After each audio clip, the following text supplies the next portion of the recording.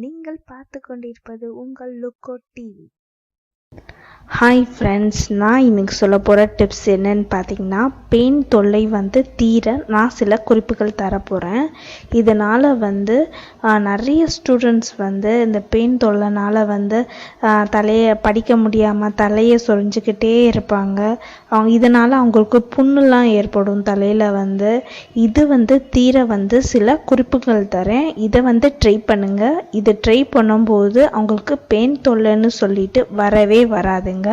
First துளசி இலையை நல்லா தண்ணீர் விட்டு அரைங்குங்க.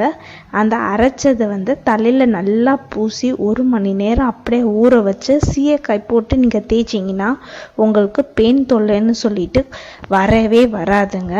இல்லைன்னா வேப்பம்பூ இருக்குல்ல, அந்த வேப்பம்பூவை நல்லா லேசாக வாட்டி தலையில் நீங்கள் கட்டி அப்படியே ஒரு ஏதாச்சும் துண்டோ ஏதாச்சும் கவரோ நல்லா அந்த வேப்பப்பூவை ஏதாச்சும் இந்த கவருக்குள்ளேயோ அப்படியே கட்டிட்டு தூங்கிடுங்க. அப்படி பண்ணாலும் இந்த பெயின் தொல்லைகள் நீங்குங்க. இல்லைன்னா சீத்தாப்பழம் கொட்டையை நல்லா 2 நாள் காய வைங்க.